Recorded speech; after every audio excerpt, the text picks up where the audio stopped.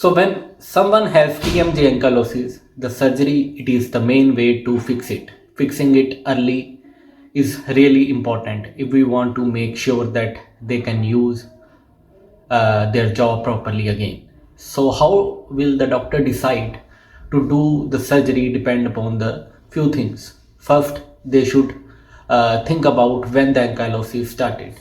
So this helps them understand how long the problem has been there and how much it might have affected the jaw.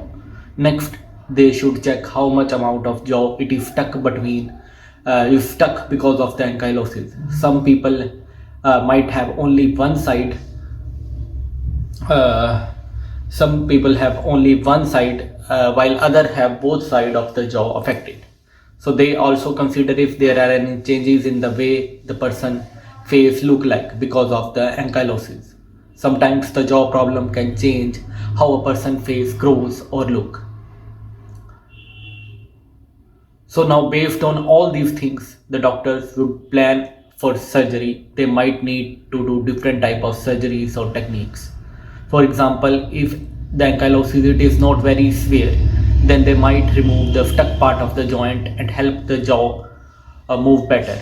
But if there is more serious, they might need to do more complex surgeries to fix the joint and even uh, maybe improve the way the face looks.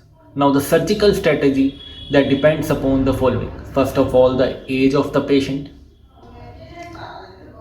Second is extent of the ankylosis. Third is whether it is unilateral or it is bilateral. And last is the associated facial deformity. So imagine your jaw getting stuck, making it tough to open your mouth properly. The surgery will help to unstick or release the stuck part, making it easier for joint to move again. Surgeries it aims to make the joint work well. Now let us discuss the various surgical approaches to TMJ. What are the various surgical approach that we can do to assess the TMJ? The first is the preauricular approach. The preauricular approach, it is a surgical technique that is used to assess the structure around the temporomandibular joint, the ear, and the adjacent facial structure. So this approach would provide adequate exposure for various procedures involving the TMJ, such as the joint surgeries, resection of tumors, or management of the facial fractures. The first of all that you should is what is the incision location for the preauricular incision. So the preauricular incision it is made in the front of ear. So it's always in the front of ear. Second, what is the purpose of this incision? The primary purpose of this particular incision is to provide access to the TMJ area that are affected by the ankylosis. So the surgeons would create this incision carefully to ensure adequate exposure of the TMJ region. So this incision has various advantages. It allows the surgeons to navigate the tissue and structure around the TMJ. So that would provide a clear view and access to the joint while minimizing the risk of damaging the nearby nerves or the blood vessels. Now there are some modification to this TMJ approach that can be either Dingman's, Blair, Thoma, Alkayat-Bramley incision or Popwich incision. The first is the Blair incision. So let us discuss that. So these the pic represent the modifications. The first is the Blair and Abbey's inverted hockey stick incision. So imagine drawing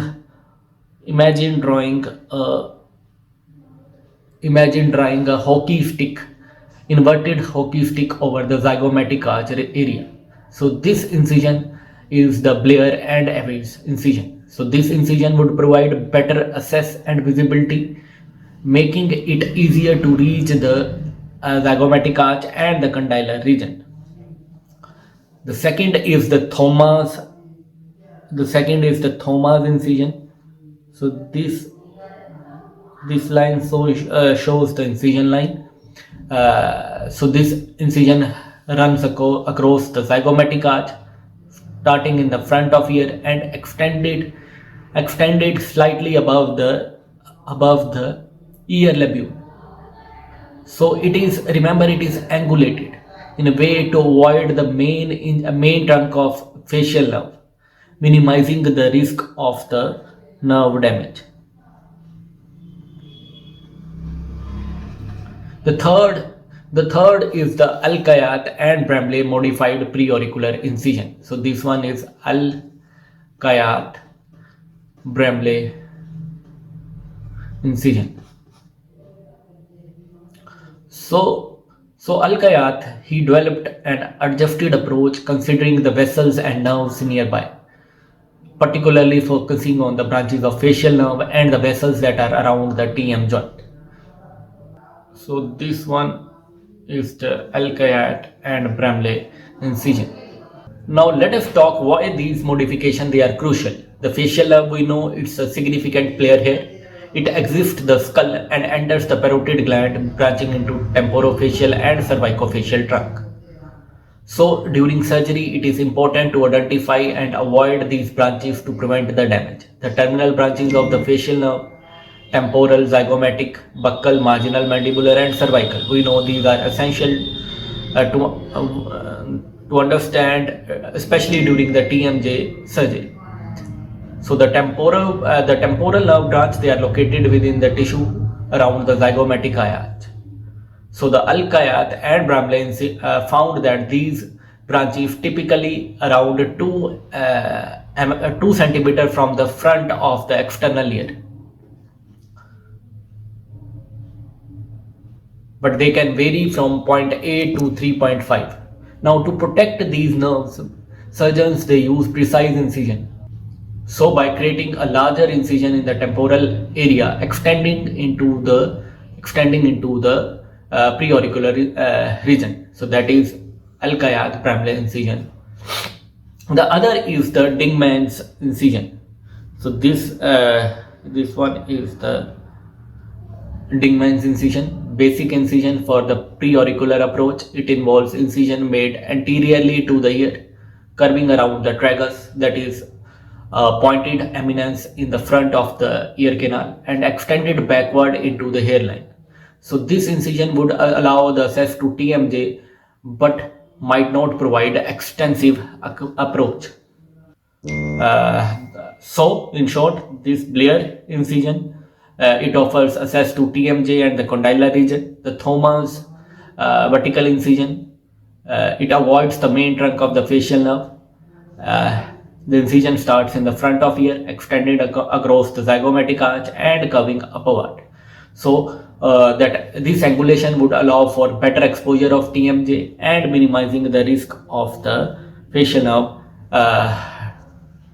damage. The other is the post-auricular incision. So the post-auricular means the incision made behind the external ear. Post means behind and auricular means behind the external ear. So the issues associated with the post-auricular approach are: there is limited facial exposure that may lead to poor access and visibility. Additionally, it can cause narrowing of the external ear canal, infection involving the ear canal, tingling or numbness in the outer ear. Other is the endural approach. This approach involves a shorter incision in the facial skin that extends into the external ear canal, starting above the zygomatic arch and move downward and backward into space between the tragus and the helix part of the external ear. So the benefit here is excellent cosmetic results, but it comes with a limitation like restricted access and possibility of ear canal narrowing or inflammation. The other is the submandibular approach, or it is known as Risdon approach. This incision is the submandibular. These methods involve incision around 1 centimeter below the angle. Suppose this one is the angle of the jawbone. So 1 centimeter below the angle of angle, and it moves forward, running parallel to the lower edge of the jawbone and curves slightly backward behind the angle. So this approach is to assess the neck of condyle.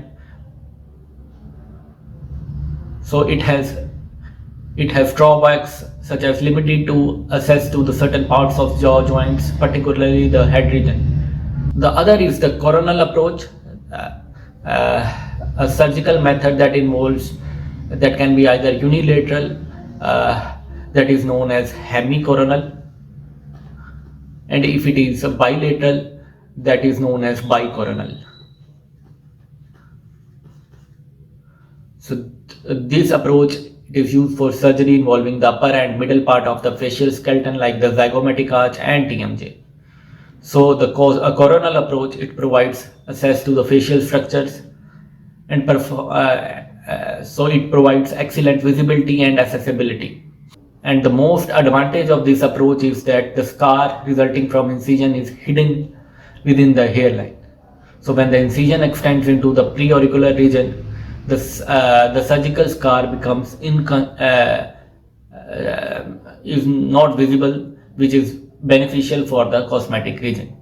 Other is the post-ramal approach, that is behind the ramus. So suppose this one is the ramus and this is the post-ramal approach. So it is indicated in the condylar neck fractures, condylectomy. Now other important, there was one more modification in the preauricular approaches, that was Popovich. Let us discuss that also. The Popovich incision, it is modification to approach used for the surgeries involving the zygomatic arch and the joint. So incision used in this approach is longer and wider than the traditional incision. It follows a question mark starting around the length of ear away from the length of ear. So what are the advantages of Popovich modification over the Al-Kayad-Bramley incision? First of all, there is reduced incidence of nerve damage. Second, it acts as a donor site for the temporalis fascia, provides a potential site for harvesting temporalis fascia. There is less bleeding, improved surgical clarity, reduced post-operative issue, and better cosmetic results. So these are the various incisions that can be given to assess the TMJ. Now let us discuss the how would you release the ankylosis. It can be done by two methods. One is condylectomy, in which the condyle it is detached and removed, and other is the gap arthroplasty. So what are the treatment options that are available for the ankylosis? The first is high condylectomy, second is gap arthroplasty, and third is the interpositional arthroplasty. Let us discuss them one by one. The first is condylectomy. Condylectomy means there is incision of the condyle portion only. So you can see here, so this condyle head part, it is removed, that is known as condylectomy. So when is a condylectomy indicated? It is indicated when there is fibrous ankylosis. When fibrous present, they will restrict the jaw joint movement without much condylar head deformity. When the spaces they are filled with the fibrous tissue, then when condylectomy is done. It can be done in case of severe osteoarthritis, various other forms of arthritis like the rheumatoid arthritis, and malunited condylar fracture with the limitation of the motions and pain during the mastication. So here the condylar head, it is separated from the upper attachment.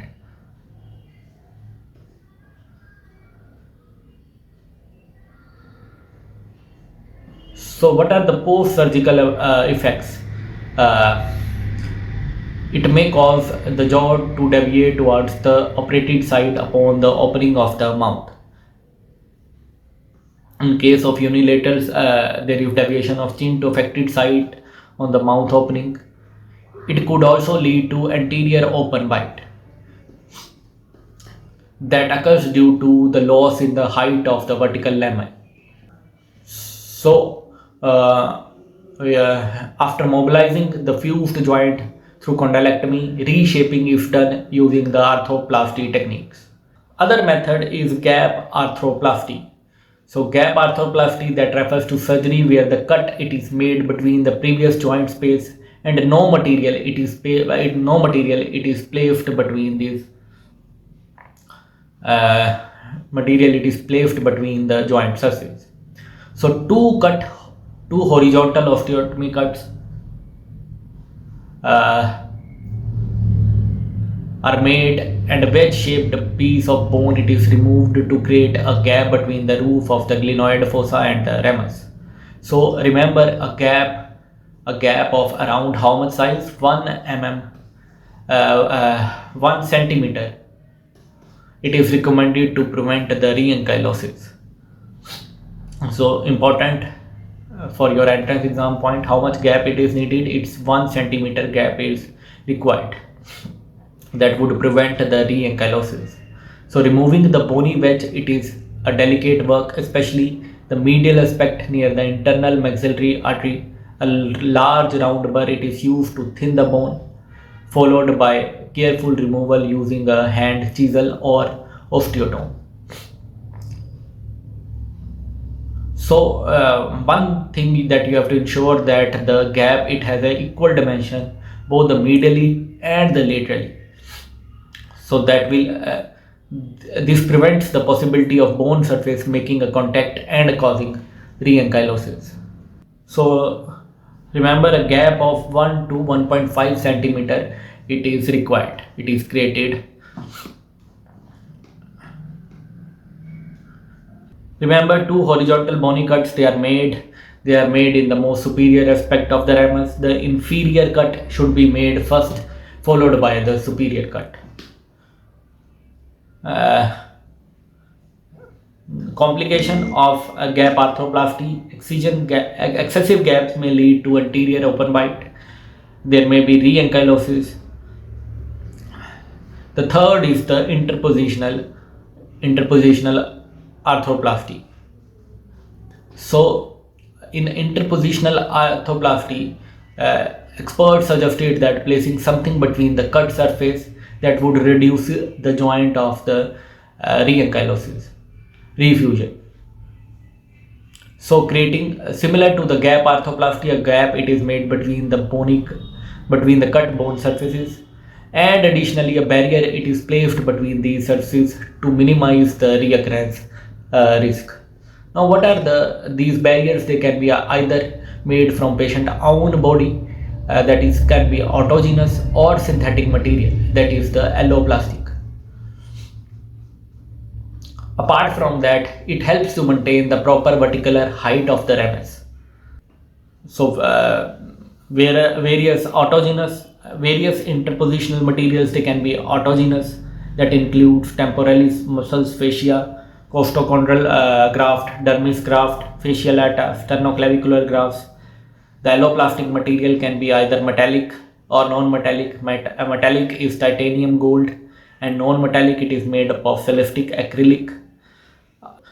So for the autogenous part, it can be either muscles, fascia, skin, cartilage, or sternoclavicular metatarsal bone grafts, fat, etc. Xenograft can be also used, that consists of collagen and cartilage. So remember the autogenous interpositional graft, they are the most commonly used material. Complication are there could be involvement of second surgical site, as the alloplastic material they will as the autografts can be taken from the patient's own body, so there could be second surgical site. Apart from that, in case of alloplastic, the foreign body reactions could be seen with. Now, important next point is the series of steps that are related to the Kaban's protocol for managing the temporomandibular joint ankylosis. So the first is aggressive excision of the fibrous bony ankylotic mass. So that involves the surgical removal of the fibrous or bony mass that will cause the limitation of the jaw movement. Second is the coronoidectomy on the affected site. Coronoidectomy is the surgical removal of the coronoid process, which is the part of the lower jawbone. So that these steps aims to alleviate the restriction that is caused by the affected site. The third is coronoidectomy on the opposite side if step 1 and 2 does not result in maximum interincisional opening greater than 35 mm. So if the previous steps don't achieve the desired improvement in the jaw movement, opening of more than 35 mm, so similar procedure that can be done on the opposite side as well as the lining of joint with the temporal fascia. So after the surgical procedure, the joint it is lined with either the patient's own temporal fascia or the articular disc of the joint that will provide a cushion and the support. Fifth is the condylar reconstruction with either transport diffraction osteogenesis. So that step involves the reconstruction. The condyle reconstruction can be done either by two methods. One is the diffraction osteogenesis that involves the gradual lengthening of bone throughout the diffraction process to create new bone formation, or a costochondral graft with a rigid fixation that involves a graft that can be taken from the patient rib to reconstruct the jaw joint. Early mobilization and aggressive physiotherapy is done.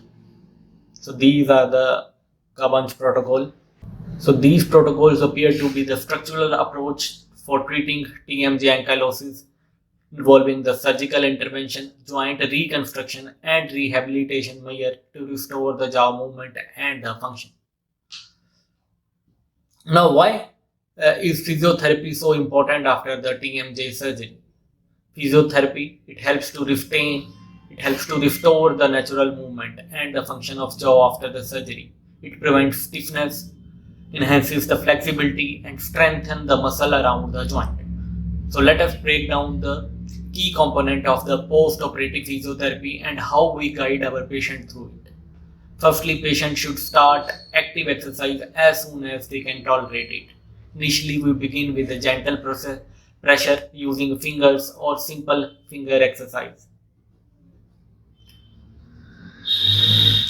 What comes next in the exercise? As the patient progresses, we introduced tools like ice cream sticks, tongue blades, or the Heister jaw opener. So these helps to achieve a more forceful mouth opening, gradually improves the jaw movement. What about managing pain during exercise? We may provide medication to relieve the pain, making movement more comfortable for the patient. What is the role of heat in this process? Well, heat application to the jaw region before exercise helps to relax the muscles and reduce the spasm. It makes movement easier during the exercise and helps to alleviate any discomfort. So encouragement and regular follow-up, they are the key. Patient need our support and guidance to stay motivated and committed to rehabilitation journey. Now, what are the graphs that we can use, and what are their goals? So our primary aim is to replicate the joint normal structures as closely as possible. Secondly, we strive to ensure that the reconstructed joint functions properly. And third, In case involving the children, we create an environment within the joint that allow for the adaptive growth. That is why we choose costochondral graft. They are most widely used autogenous graft for the TMJ reconstruction. So the costochondral graft, they are made through incision in the inframammary region, and and and typically it uses fifth, sixth, and seventh rib. The segment of the rib chosen include the costochondral junction and suitable length of the rib itself. So the overall length of the graft, it would depend upon the height of the ramus that need reconstruction. So it is important to include at least 1.5 centimeter of the costochondral junction in the graft. Now, why is the right sixth rib often chosen for harvesting in surgeries? Firstly, aesthetically, the incision made to assess the right sixth rib can be placed within the inframammary crease. So that location is cosmetically advantageous as it is less visible and it promotes better healing post-surgery. Second, compared to other ribs, the sixth rib on the right side has fewer muscle attachments that make it easier to assess and harvest without affecting the surrounding tissue significantly. So, are there any other reasons for preferring the specific rib? Well, the length of the right sixth rib is typically adequate for most surgical needs. That is a crucial factor when considering it as a use as a graft. So lower lips, they can be considered for harvesting, but they have increased muscle attachment that can pose challenging during the surgical process. That is why the sixth rib is often chosen. So how is graft prepared and fixed? The graft, it is carved to mimic the shape of the condylar head. After preparing, the graft is secured on the lateral aspect of the ramus using screws or the transosseous wires that allows a smooth movement. A gap of around 0.5 to 1 centimeter it is maintained between the graft and the glenoid fossa. So there are disadvantages to consider. Firstly, it takes a longer operating time. Additionally, there is an extra surgical site to manage complication at the donor site such as pneumothorax, that is the air in the chest cavity, pleural tears, or pleuritic pain can be disadvantages. So why the costochondral graft they are most commonly used? Firstly, it is chosen because it possesses a cartilage cap. So remember, it possesses a cartilage cap that replicates both the bony and the cartilaginous component of the joint, that allows it to closely mimic the natural joint anatomy. Additionally, it has an inherent growth potential, which is particularly beneficial in pediatric cases when the jaw it is still developing. So it is more easily accessible and adaptable for surgical use. Is there any chances of re-ankylosis after using the graft? Yes, re-ankylosis or reoccurrence, it can occur around 5 to 39% of cases. That are the chances. So surgeons take precautions to minimize these risks, but they need to weigh the benefit against the potential complication and discuss them with the patient before proceeding with this graft type. Apart from that, there are we can use the sternoclavicular joint. It is taken from the superior portion of clavicle, as it contains a cartilaginous cap. It has a potential for growth and a probability for regeneration at the donor site. The limitation are there is unacceptable location of the surgical scar. Sometimes the location of incision for the graft might be considered aesthetically or functionally unacceptable. Other important region is the iliac graft region. So remember, the anterior iliac graft they are preferred as they can be harvested without changing the patient position. The graft from the anterior iliac crest, it is better suited for the large mandibular defect, providing ample bone material for reconstruction, for reconstructing the significant portion of the jaw. The limitation are the donor site complication, second surgical site, uh, etc. Other is the use of fat grafts in preventing the heterotropic bone formation. The Laurie Wolford introduced a technique using placement of autogenous fat graft around the TMJ prosthesis. So additionally, pellicle buccal fat grafts, they are also utilized for the similar purpose in preventing the heterotropic bone formation around the TMJ.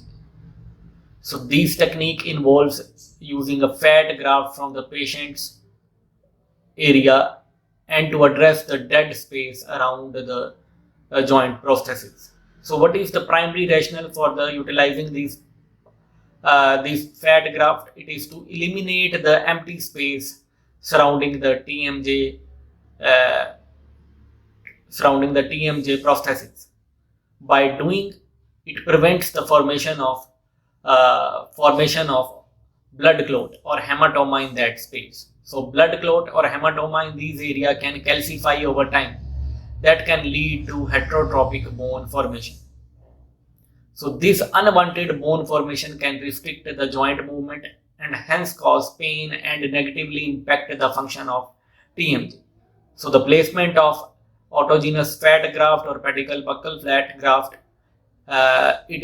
we aim at filling the voids around the TMJ prosthesis that will prevent the formation of blood clots or hematoma that could eventually calcify into the heterotropic bone. Now, what are the factors that will prevent ankylosis? So, during surgery, a thorough removal of ankylotic mass, it is important.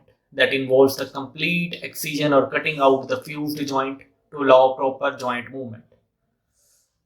Second is condylar and disc reconstruction.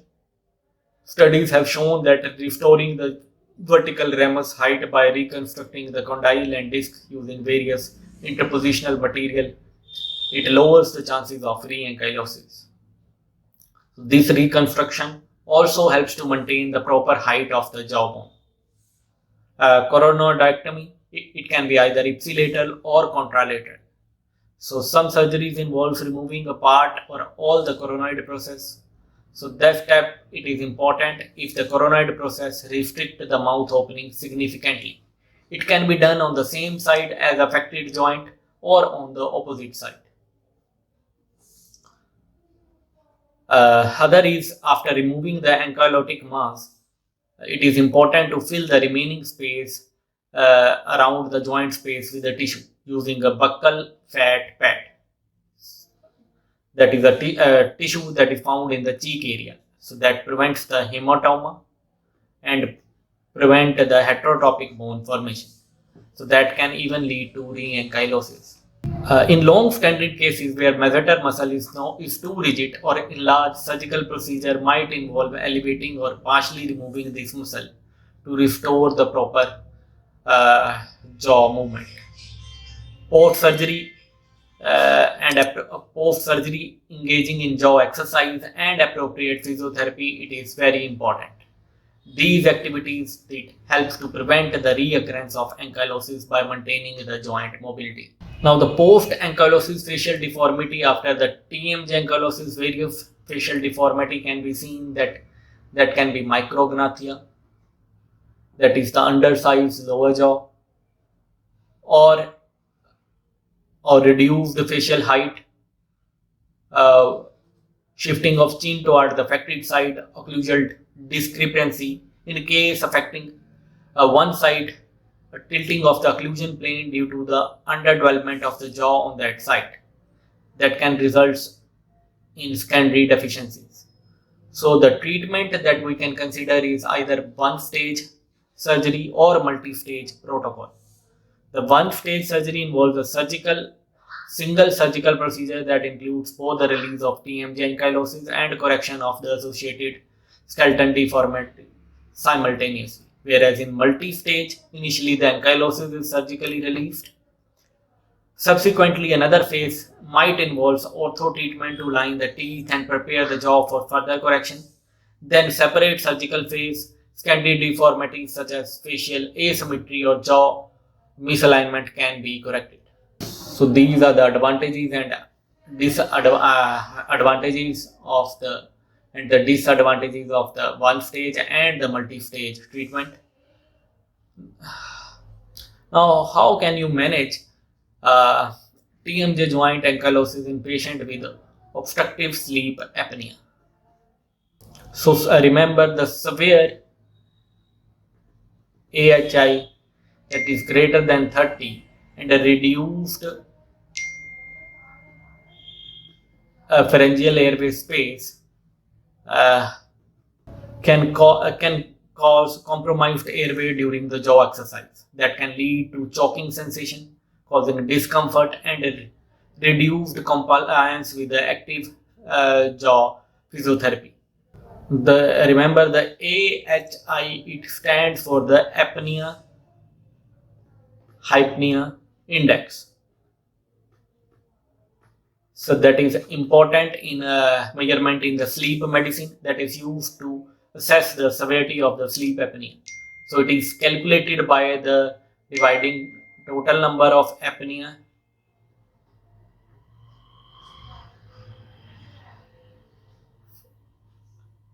that is the complete cessation of airflow at least 10 seconds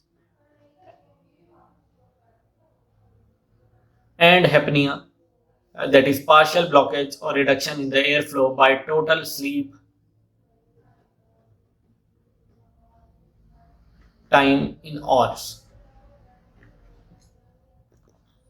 So remember AHI of less than 5 is normal,